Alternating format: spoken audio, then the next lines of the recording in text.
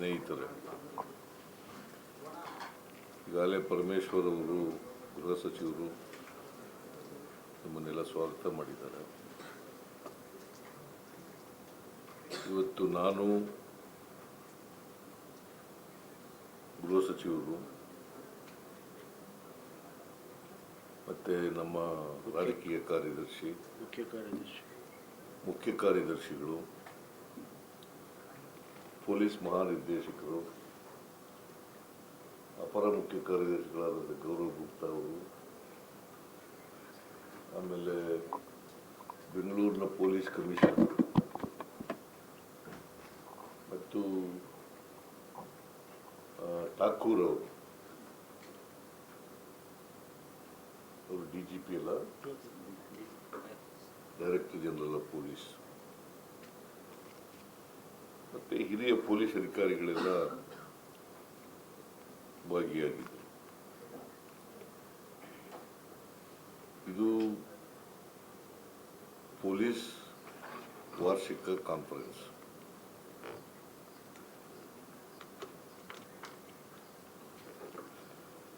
ಪ್ರತಿ ವರ್ಷ police conference ಅನ್ನು ಮಾಡ್ತೀವಿ. ಅವರು ಕೂಡ ಒಂದು ವರ್ಷದಲ್ಲಿ ಏನೇನು ಸಾಧನೆಗಳನ್ನು ಮಾಡಿದ್ದಾರೆ, ಏನು ಮಾಡಬೇಕು, ಮತ್ತು ಸರ್ಕಾರದಿಂದ ಏನೇನು ಆಗಬೇಕು, ಎಲ್ಲ ವಿಚಾರಗಳನ್ನು ಪ್ರಸ್ತಾಪ ಮಾಡ್ತಾರೆ. ಇವತ್ತು 2023 ನಾವು ಅಧಿಕಾರಕ್ಕೆ ಬಂದು 2023 ಮತ್ತು 2024, 2025 ನಡೀತಾ ಇದೆ. ನಾವು ಅಧಿಕಾರಕ್ಕೆ ಬಂದು 2 ವರ್ಷಗಳು ತುಂಬ ಹೋಗ್ಬಿಟ್ಟಿದೆ. ಒಂದು ಅಂಕಿಅಂಶಗಳು, ಪೊಲೀಸ್ನವ್ರು ಕೊಟ್ಟಿರ್ತಕ್ಕಂಥ ಅಂಕಿಅಂಶಗಳ ಪ್ರಕಾರ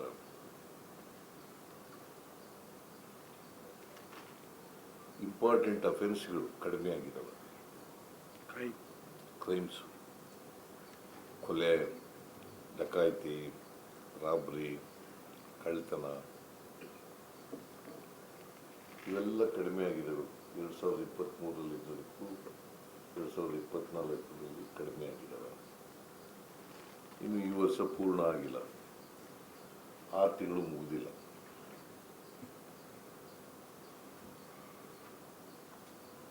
ಅದು ಕೂಡ ಮಾಹಿತಿಗಳಿದ್ದಾವೆ. 2003ರಲ್ಲಿ ಈಗ ಫಾರ್ ಎಕ್ಸಾಂಪಲ್ ಕೊಲೆ 1292 ವರದಿಯಾಗಿತ್ತು 2023. 2024ರಲ್ಲಿ 1204 ಕಡಿಮೆ ಆಯಿತು. ಡಕಾಯಿತಿ 314 ವರದಿಯಾಗಿತ್ತು 2023ರಲ್ಲಿ. 2024ರಲ್ಲಿ 270 ವರದಿಯಾಗಿದ್ದಾವೆ.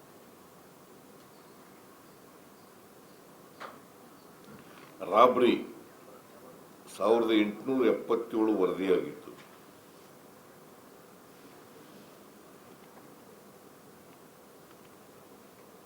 ಈ ಸಾರಿ 2024ನೇ ಇಸ್ವಿನಲ್ಲಿ 1607 ವರದಿ.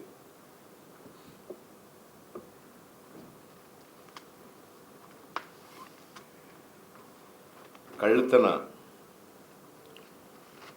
21,178 ವರದಿಯಾಗಿತ್ತು.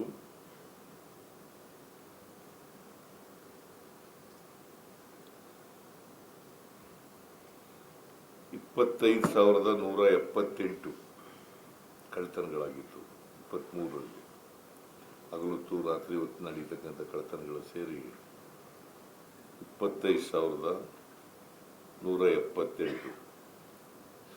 ಈ ವರ್ಷ 24ನೇ ಇಸ್ವಿನಲ್ಲಿ 22,137 ಕಡಿಮೆ. ನಾನು ಪೊಲೀಸ್ನವ್ರಿಗೆ ಏನು ಹೇಳಿದ್ದೀನಿ ಅಂತಂದರೆ, ಅಂಕಿಗಳ ಪ್ರಕಾರ number of theft, number of Rabri, number of deaths, ಆಮೇಲೆ ಮರ್ಡರ್ಸು ಅವು ಕಡಿಮೆ ಆಗಿದ್ದಾವೆ. ಬಟ್ ಕ್ವಾಲಿಟಿ ಇಂಪ್ರೂವ್ ಆಗಬೇಕು.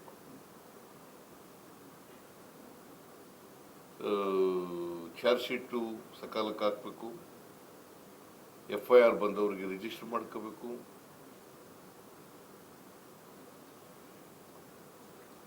ಯಾವುದನ್ನ B ರಿಪೋರ್ಟ್ ಹಾಕಾಗಿದ್ರೆ ಹಾಕಬೇಕು. ನೀವು ವಿಳಂಬ ಮಾಡಿದ್ರೆ ಕ್ವಾಲಿಟಿ ಮೇಲೆ ಪರಿಣಾಮ ಬೀರುತ್ತೆ. ಚಾರ್ಜ್ ಶೀಟ್ ವಿಳಂಬ ಮಾಡಿದ್ರೆ ಕೇಸು ಏನು ಆಗ್ತದೆ ಅನ್ನೋದ್ರ ಮೇಲೆ ಕನ್ವಿಕ್ಷನ್ನು, ಇದು ಅಕ್ವಿಟಲ್ಲು, ಇದ್ರ ಮೇಲೆ ಪರಿಣಾಮ ಬೀರುತ್ತೆ. ಅದಕ್ಕೆ ನಾನು ಹೇಳಿದ್ದೀನಿ,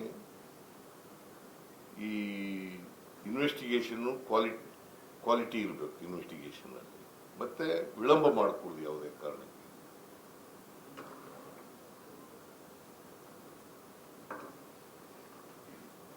ಮತ್ತೆ ಕೂಡಲೇ ಅಪರಾಧಗಳಾದಾಗ ಅಪರಾಧಿಗಳನ್ನ ಪತ್ತೆ ಹಚ್ಚಿ ಕಾನೂನು ರೀತಿಯ ಕ್ರಮ ತಗೊಳ್ತಕ್ಕಂಥ ಕೆಲಸವನ್ನು ಮಾಡಬೇಕು.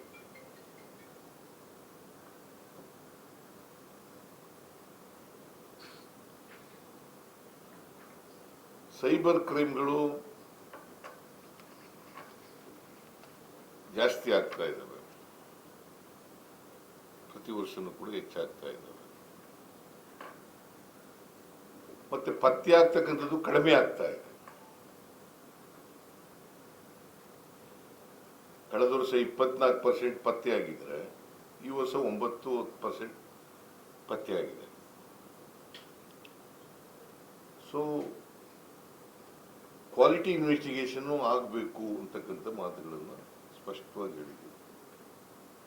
ಕ್ವಾಲಿಟಿ ಇನ್ವೆಸ್ಟಿಗೇಷನ್ ಆಗಬೇಕು, ಆನ್ ಟೈಮ್ ಆಗಬೇಕು. ಆಮೇಲೆ ಸೀನಿಯರ್ ಆಫೀಸರ್ಸು ಪೊಲೀಸ್ ಸ್ಟೇಷನ್ಗಳಿಗೆ ವಿಸಿಟ್ ಮಾಡಬೇಕು. ವಿಸಿಟ್ ಮಾಡಿ ಯಾವಾಗ FIR ಆಯಿತು, ಯಾವಾಗ ಚಾರ್ಜ್ ಶೀಟ್ ಹಾಕಿದ್ರು, ಅದರಲ್ಲಿ ಮರ್ಡರ್ಸ್ ಎಷ್ಟಿದ್ದಾವೆ, ಕೊಲೆಗಳು ಎಷ್ಟಿದ್ದಾವೆ, ರಾಬರಿಗಳು ಎಷ್ಟಿದ್ದಾವೆ, ಹೆಣ್ಮಕ್ಳ ದೌರ್ಜನ್ಯಗಳು ಎಷ್ಟಿದ್ದಾವೆ, ಮಕ್ಕಳ ಮೇಲೆ ದೌರ್ಜನ್ಯಗಳು ಎಷ್ಟಿದ್ದಾವೆ, ಇವೆಲ್ಲ ನೋಡ್ಬೇಕು. ಇದರಲ್ಲಿ ವಿಳಂಬ ಆಗಿದೆ ಇಲ್ಲೋ ಅಂತೇಳಿ ನೋಡ್ಬೇಕು. ಮತ್ತೆ ಇವರು senior ಆಫೀಸರ್ಗಳು ತಿರುಗಾಡಬಾರ್ದು, ಆಫೀಸ್ನಲ್ಲೇ ಕೂತಿರಬಾರ್ದು. They must go to the field.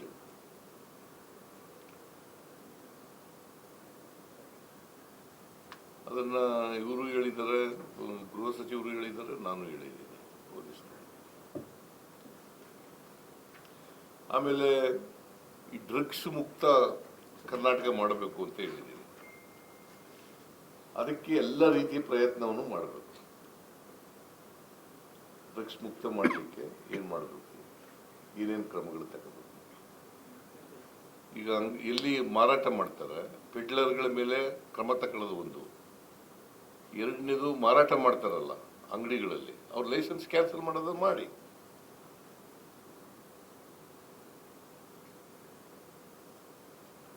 ಈ ಥರದ್ದು ಮಾಡಲೇಬೇಕು ಅಂತೇಳಿ ಸೂಚನೆ ಕೊಟ್ಟಿದ್ದೀನಿ ನಾನು.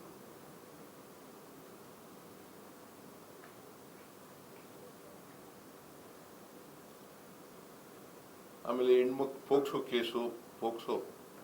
ಕೇಸು ಅದರಲ್ಲಿ ಮಕ್ಕಳ ಮೇಲೆ ಇಂಥ ದೌರ್ಜನ್ಯಗಳಾಗದ ರೀತಿ ನೋಡ್ಕೊಳ್ತಕ್ಕಂಥ ಕೆಲಸ ಮಾಡೋದು. ಅದಕ್ಕೆ ನಾನು ಪೊಲೀಸ್ನವ್ರಿಗೆ ಏನು ಹೇಳಿದ್ದೀನಿ ಅಂದರೆ, ರಾಜ್ಯನ ಈ ಮಾದಕ ದ್ರವ್ಯಗಳ ಮುಕ್ತ ಮಾಡ್ತಕ್ಕಂಥ ಕೆಲಸವನ್ನು ಮಾಡಬೇಕು. ಅದಕ್ಕೆ ಎಲ್ಲ ರೀತಿಯ ಏನೇನು ಸಹಾಯ ಬೇಕು ಎಲ್ಲ ರೀತಿಯ ಸಹಾಯನೂ ಕೂಡ ಸರ್ಕಾರ ಕೊಡ್ಲಿಕ್ಕೆ ತಯಾರಾಗಿದೆ, ಮಾಡಬೇಕು ಅಂತ ಹೇಳಿದ್ದೀನಿ. ಆಮೇಲೆ ಪೊಲೀಸ್ನವರು ನಮ್ಮ ಸ್ಟ್ರೆಂತು 1,11,000 ಚಿಲ್ಲರೆ ಇದ್ದಾರೆ.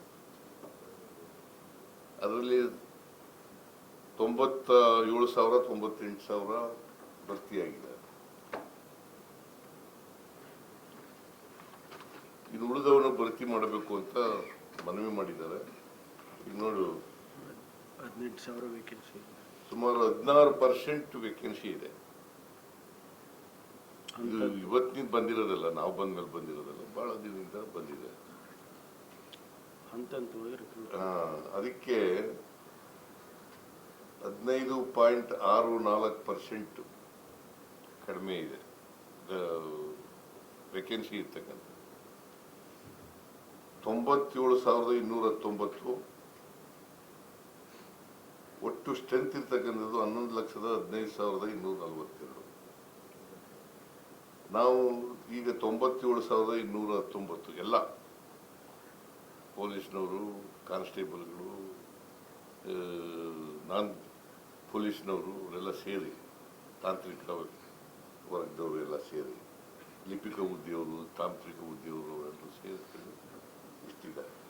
ನಾನು ಈಗ ಇನ್ನೊಂದೇನು ಹೇಳಿದ್ರು ಅಂತಂದರೆ, ನಾವು ರಿಕ್ರೂಟ್ಮೆಂಟ್ ನಿಲ್ಲಿಸ್ಬಿಟ್ಟಿದ್ದೀವಿ. ನಾನು ಹೇಳಿದೆ ರಿಕ್ರೂಟ್ಮೆಂಟ್ ಇನ್ನೊಂದು 2-3 ತಿಂಗಳಲ್ಲಿ ಮುಗೀತದಪ್ಪ, ಒಳ ಮೀಸಲಾತಿ ಬಗ್ಗೆ ರಿಕ್ರೂಟ್ಮೆಂಟ್ ನಿಲ್ಲಿಸ್ಬಿಟ್ಟಿದ್ದೀವಿ.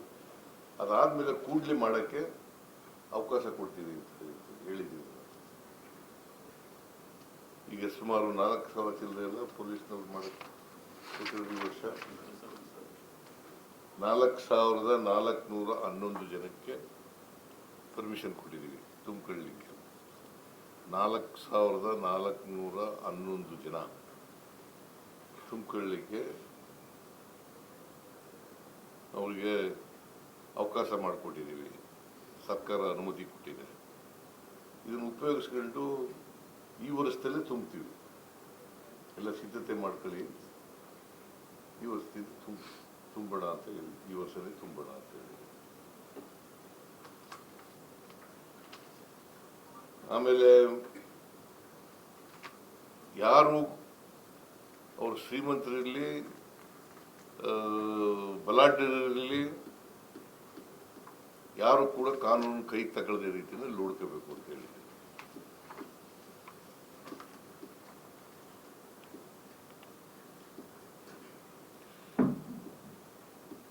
ಪ್ರಚೋದನೆ, ದ್ವೇಷದ ಭಾಷಣ ಯಾರೇ ಮಾಡಲಿ ಅವ್ರ ಮೇಲೆ ಸುವೋ ಮೋಟೋ ಕೇಸ್ ತಗೊಳ್ಳಿ. ಕಂಪ್ಲೇಂಟ್ ಕೊಟ್ಟರೆ ಕಂಪ್ಲೇಂಟ್ ತಗೊಳ್ಳಿ, ಕಂಪ್ಲೇಂಟ್ ಕೊಟ್ಟರೆ ತಗೋಬೇಕು.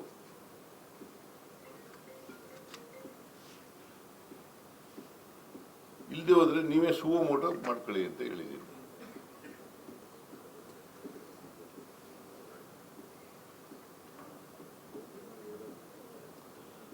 ಆಮೇಲೆ ಮಹಿಳೆಯರು, ಮಕ್ಕಳು, ದಲಿತರು,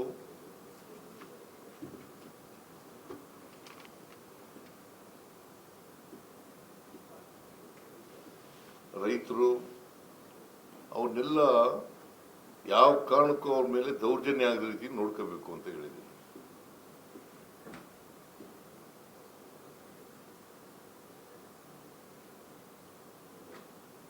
ಆಮೇಲೆ ಬಾಲ ವಿವಾಹ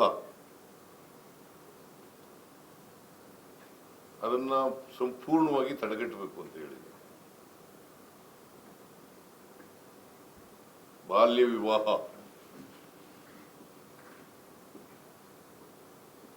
ಆಮೇಲೆ ಭ್ರೂಣ ಹತ್ಯೆನ ನಿಲ್ಲಿಸ್ತಕ್ಕಂಥ ಕೆಲಸ ಮಾಡಬೇಕು ಅಂತ ಹೇಳಿ.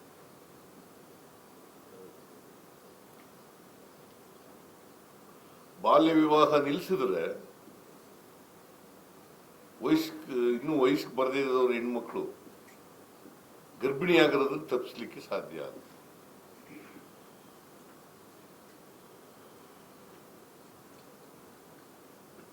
ಬಾಲ್ಯ ವಿವಾಹ ಕಡಿಮೆ ಮಾಡ್ಲಿಕ್ಕೆ ಸಾಧ್ಯ ಆಗುತ್ತೆ. ನಾನು DCC CO ಕಾನ್ಫರೆನ್ಸ್ ನಲ್ಲೂ ಕೂಡ ಹೇಳಿದ್ದೀನಿ. ನಾನು ವಿಲೇಜ್ ಅಕೌಂಟೆಂಟ್ಗಳು, ಅವ್ರಿಗೆ ಗೊತ್ತಿಲ್ಲದೆ ತಹಸೀಲ್ದಾರರು, ಶಿರಸ್ತೆದಾರರು, ಇವ್ರಿಗೆ ಗೊತ್ತಿಲ್ಲದೆ ಮದುವೆ ಆಗಕ್ಕೆ ಸಾಧ್ಯ ಆಗೋದಿಲ್ಲ ಹಳ್ಳಿನಲ್ಲಿ. ಬಾಲ್ಯ ವಿವಾಹ ಅವರಿಂದ ಮಾಹಿತಿ ತಗೊಂಡು ನಿಲ್ಲಿಸಿ ಅಂತ ಹೇಳಿದ್ದೀನಿ ನಾನು. ಕೂಡಲೇ ಸೋಷಿಯಲ್ ವೆಲ್ಫೇರ್ ಡಿಪಾರ್ಟ್ಮೆಂಟು ಮತ್ತು ಮಹಿಳಾ ಮತ್ತು ಮಕ್ಕಳ ಕಲ್ಯಾಣ ಇಲಾಖೆ, DC, CO ಇವರೆಲ್ಲ ಸೇರ್ಕೊಂಡು, SP ಇವರೆಲ್ಲ ಸೇರ್ಕೊಂಡು ನಿಲ್ಲಿಸ್ಬೇಕು ಅಂತ ಹೇಳಿದ್ದೀನಿ.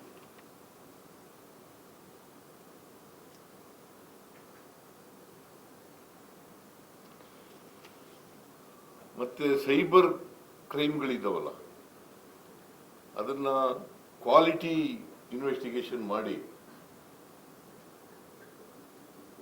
ಯಾರು ಅಫೆಕ್ಟೆಡ್ ಪೀಪಲ್ ಇದ್ದಾರಲ್ಲ ಅವ್ರಿಗೆ ನ್ಯಾಯ ಒದಗಿಸ್ಕೊಡ್ತಕ್ಕಂಥ ಕೆಲಸ ಮಾಡ್ಬೇಕು.